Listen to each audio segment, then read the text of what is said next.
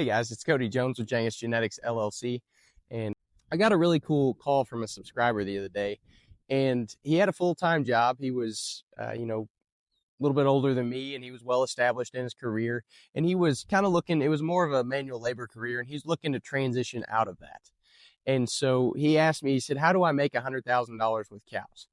And so one of the first things that I think is really important when you're trying to change your life is to start with your why, start with your goals. And so I want to walk with you today through some goal setting. So it was a really neat conversation, and the guy, I wish him all the luck in the world. If he's watching this, you know who you are. But it is a challenging business. Cattle is a challenging business, just like any business. We're out here, and we got to all fight to make a living. And hopefully that gets easier. And, as you get more experience and time goes on, you get to build your wealth, your capital. It's not as big a deal, is what we're all hoping for, but you have to run it as a business. And to do that, you have to have some goals. And so I didn't necessarily walk through this with him, but I was thinking about this in the back of my mind, and I kind of took some notes after our conversation, and I kind of wrote down, for next time, if somebody calls me, this is kind of how I would walk somebody like me through this. And so I have a little bit of history in doing some leadership type stuff with FFA, doing some career planning type stuff. When I was at the University of Missouri in the ag department, I had a little job there. I'd help kind of walk through resumes and I want that kind of thing. But goal setting is something very important. And so one of the things that they really talk about is SMART goals. My FFA training, my state officer training, they said, you got to make your goals SMART. And you can research this, you can Google it. It's very common knowledge now. SMART goals. And what does that mean? It's just an acronym. So the S is specific, M is measurable, A is attainable, R is realistic, or I heard also looked it up in relevant. Sometimes I think that attainable and realistic, I think those sound too similar to me. So make it relevant to you, or relevant to what you want to be doing. I think that's maybe a little better. And then timely. You have to put a time limit on it. So another way to put goal setting is, a goal that's not written down is just a dream. And you're not going to accomplish anything if you don't write it down. Turn it into a goal. And if you don't make it a SMART goal, it's not actionable. It's not realistic. It's not timely. You're probably not going to reach it. A book I'm reading right now is Dave Ramsey's EntreLeadership, and I've listened to it a few times. I won't say I read it. I've listened to it a few times, and it's probably a book I need to study more. But this is something that he's big on. He talks about in there. I just listened to it. He said, I had a young man. He said he wanted to make $100,000 a year, and so we sat down and we broke down, how many people he'd have to talk to, how many relationships he'd have to build. Because we have the metrics, we have the data to figure that out, how many relationships he'd have to set up in a week to reach that goal. And he did a really good job for 3 or 4 weeks, and then it kind of fell off. And Dave said, I had to bring him back in. And have that conversation again, because he fell down to what he was going to reach half of what his goal was after that. And so then he went on, this young man, after he had that reset, that mind shift set to see that he wasn't going to reach his goals because he wasn't following action steps. He then went on to become one of the better salesmen for the company there. So that was pretty cool. And I'm just as guilty of this as everybody else. I write goals, started a new journal this year, and I've written my goals on the front of it. And the guy said, that's the one place you're going to look every day. And I haven't opened back up my goals in 3 weeks since I started this thing. I have now because I'm listening to EntreLeadership, but it's so right. If we're not actually looking at that goal, putting it in a place where we can see it and making sure that we are following through on it, we're not going to achieve those goals. So you can't achieve a goal if you don't have one. That's where we're going right now. So I'm going to base this on a scenario kind of similar to the gentleman that I had this conversation with. The goal is to produce $100,000 income to replace my full-time job in 5 years doing it with cow-calf operation. So there's a few things that, and that's one of my goals too, is to be able to generate a good income with cow-calf. And so we kind of went into the weeds on it. We talked a lot about different things, but after you get your goal, you can do that. You can get more specific and figure out the weeds later. But we're just talking about the goals right now. So is it specific? Yeah, $100,000, 5 years with cows. That's pretty darn simple. So after that, is it measurable? Yeah, we've got 5 years. So that's measurable, and we can track how, we don't need to make that 100,000 because he still has his off-farm job for 5 years as kind of his plan. And it's really neat because I told him, if you jump in right now and you go out and you buy 300 to 500 cows, it's going to be really difficult because you don't have locked down your expenses. And, your income's going to fluctuate with the cattle market, but if you don't know where your expenses at, you're going to have an issue. So that the 5 years is measurable. And then the $100,000 is measurable because at the end of 5 years, if you don't have that $100,000, you should probably continue a little bit, part-time with your day job to make sure that your family can eat. But giving that 5 years, you have time to adjust and correct things, and you'll have a lot better knowledge and experience and expectation, and you can reset, the specifics on how you're going to reach this every year to make it a little more realistic for you. So it is measurable, $100,000, 5 years. Attainable. Is it attainable for this gentleman? So it's not attainable for very many people. It's a very difficult thing to do. Not that it's not attainable if you want to, but he's starting off, this specific gentleman is starting off in our scenario, is starting off with experience. He owns and operates a business where he's making his income. He has livestock. He's running cattle right now. He hasn't had a whole lot of experience specifically with cow-calf pairs, and that's where I think that 5 years is really going to help him out. Start small, build that up, and then go all in. So is it attainable? Yeah, he's already got the financing figured out. He's going to do it in cash, and that's awesome. It's going to be really hard to take a guy like that out. As long as you don't make a bunch of big mistakes and make bad investments, and once you get your expenses locked down, you know what your break even is, you know how much money you're going to make over the top of that before you even have to worry about it. That's something that most farmers don't do. It's something that, even I really struggle with it, to be able to lock down my expenses and show exactly what I expect. In the fluctuating cattle market, you've got a plan for those things. So one of the things I do is I try to sit down and set, what do I actually expect to do based on my experience, and kind of the way the year's going.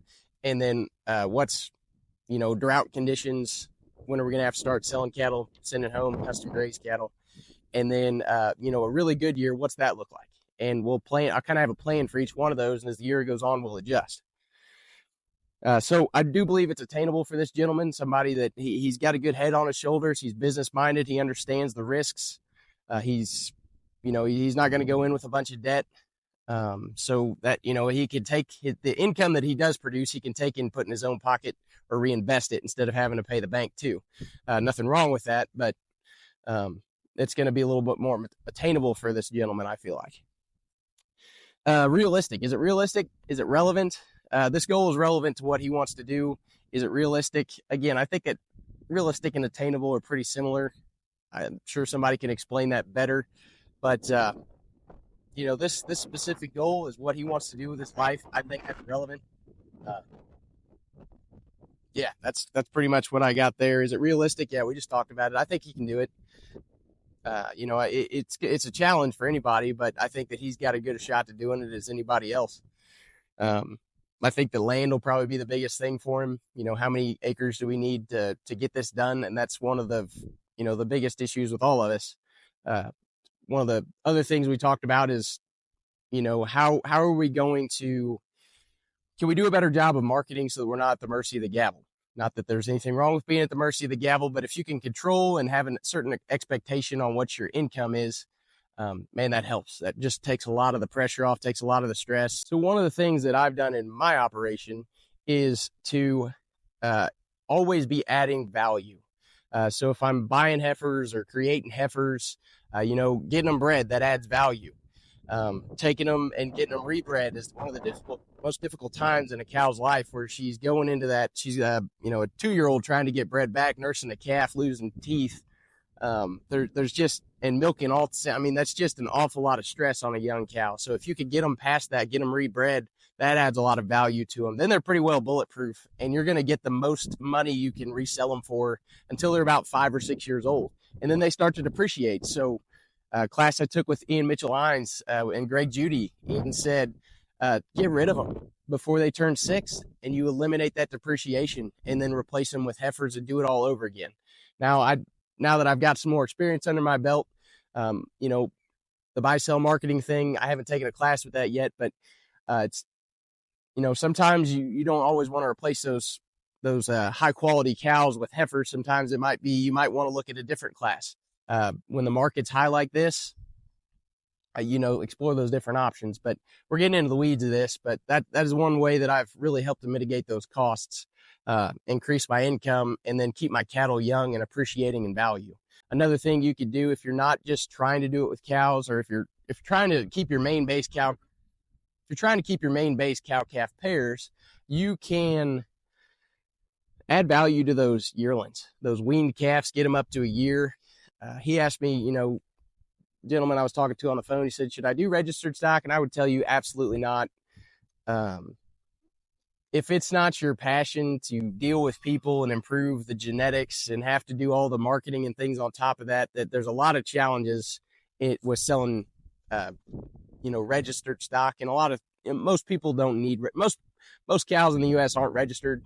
A lot of people like to buy registered bulls just to keep the paperwork up. I run registered cattle, just because I like the data. I like geeking out. I enjoy working with people and doing the private treaty sales.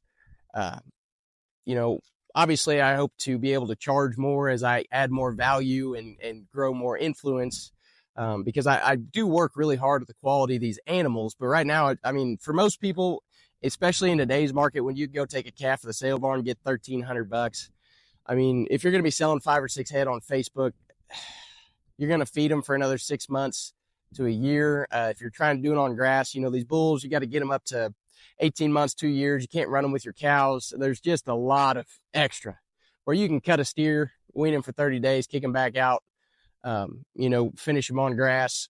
If you want to do the direct marketing, or if you want to just, you know, take them up 700 pounds, whatever works for you, do the math, see where your best, where the most value is for you and what's going to pay you for your time and your labor. You know, what you've got grass for.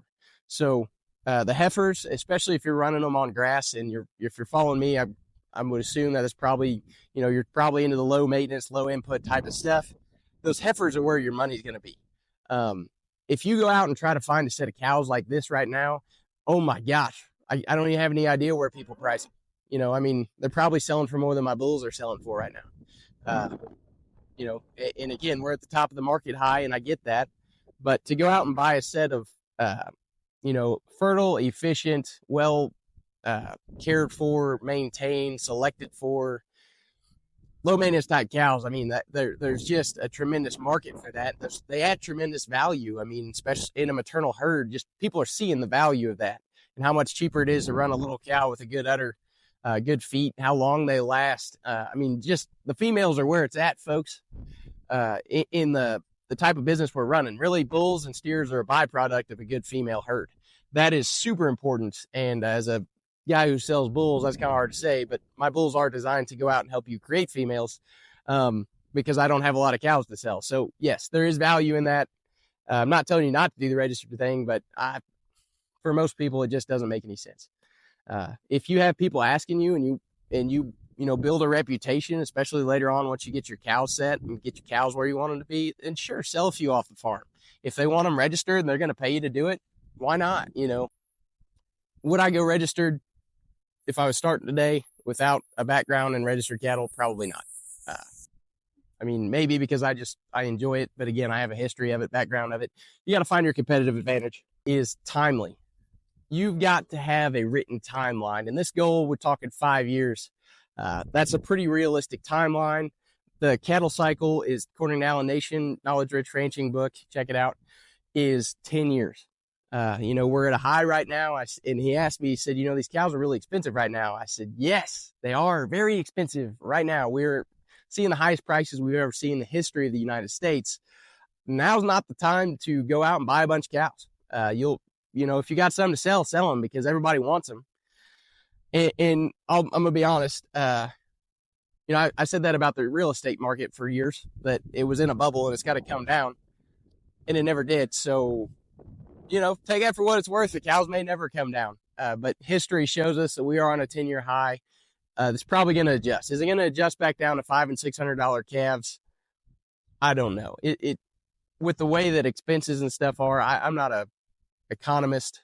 I don't know how much they're going to adjust, but I feel like they're in a bubble. That's just one man's opinion. I would have a hard time going out and spending a bunch of money buying a whole bunch of cows right now. Where he said, I'm going to start with 15 this year. I said, great. That's a drop in the bucket. That's not going to hurt you. You're going to learn how to feed them, how to care for them, and figure out what your expenses are on that, and be able to apply that to your cows next year when you double it, triple it, quadruple it. You're working your way up to 300 to 500. You got to find land along the way, build your reputation, build your knowledge, figure out what your expenses are, and build your clientele. If you're going to be trying to not just take them to the sale barn, and he's got the time to sell them off the farm. If you're going to be putting the time and energy into these animals, you need to try to find somebody that's going to appreciate that and wants it. So yes, specific, measurable, attainable, realistic, and timely. SMART goals, super important, guys. Start with goals. Start with your why. Why do I want to be in this business? Like cows, my other job is nice, but I don't want to be doing it for the rest of my life. I would like to transition into something where I feel like I'm making a difference. I'm building the land, building the soil, and building a genetic base that someone else is going to appreciate. Figure out what your why is. That's mine. But you got to figure out what your why is, why you're doing it, set those goals. And then one other thing I want to add to this, not necessarily a SMART goal, is find your competitive advantage. Whatever you're doing, for me, I started back in the family business. We've been in the registered Angus business since 1949. My dad had the customer base built. They had the cows, they had the experience, and they really helped me get started. I have social media now in my generation, the Facebook, Craigslist, advertising, marketing really has helped with the bull sales. My dad, when I got back, he was kind of struggling with it. They had the paper letters, the newspaper, the ad finder, ad tracker here, local Midmo, and people just quit reading them about the time that I came back. I'm like, well, heck, I can help you out. We'll put them on Facebook. We'll put them on Craigslist was huge for me. Now I've got this YouTube channel, and you just got to figure out what your competitive advantage is. If you really like people, and my wife has sold more beef for me than I ever could have sold off of Craigslist or Facebook, at this time, without spending any money. You utilize the resources you got. Tell your friends, tell your family, share some beef. If you want to do the direct marketing thing, add value. If you just want to avoid most of the part for people, and you want to take stuff to the sale barn, add as much value as you can.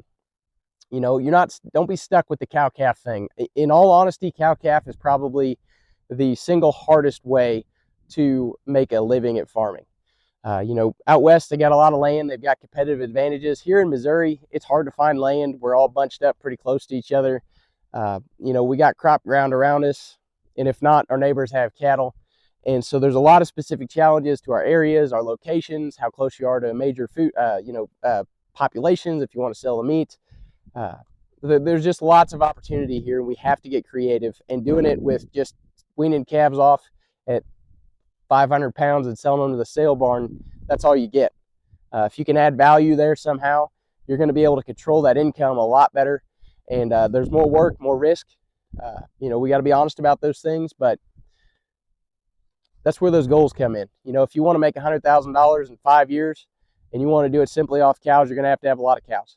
If you're willing to open up and improve, add some improvements to your yearlings, sell some bred heifers, sell some cows that have been appreciated. If you don't want to sell heifers like me, somebody's going to find a lot of value in that. They're going to pay you a premium for it, and you're going to be able to hit that $100,000 mark a lot faster. So get creative, guys. I wish you the best of luck. If you got any questions, leave them in the comments below. Like, subscribe, follow for more. If you appreciate this content, I appreciate you.